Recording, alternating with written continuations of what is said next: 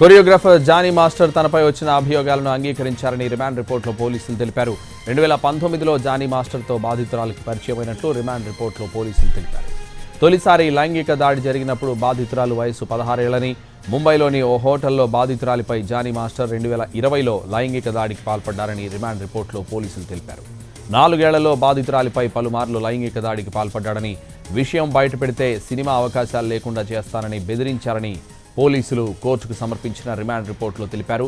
Johnny master భార్య కూడా బాధితురాలిని బెదిరించిందని remand రిపోర్టులో తెలిపారు పోలీసులు. దీనిపై మరిన్ని వివరాలు మా ప్రతినిధి రాధాకృష్ణ అందిస్తారు.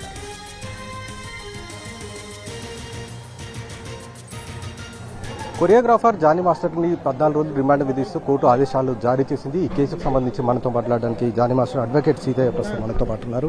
ఏంటంటే ఈ కేసుకు సంబంధించిన అంశంలో ఆరోపణలు ఏమేమి ఉన్నాయి, సెక్షన్స్ ఏం పెట్టారు, 14 రోజుల రిమాండ్ విధించారు కదా, ఏంటి ఈ రోజు జరిగింది ఉప్పర్పల్లి కోర్టులో నార్సింగ్ పోలీస్ వాళ్ళు జానీ మాస్టర్ని రిమాండ్ చేయడం జరిగింది. అది కోర్టు వాళ్ళు పరిశీలించి యాక్సెప్ట్ చేసి 310 వరకు జ్యుడిషియల్ కస్టడీకి పంపించారు.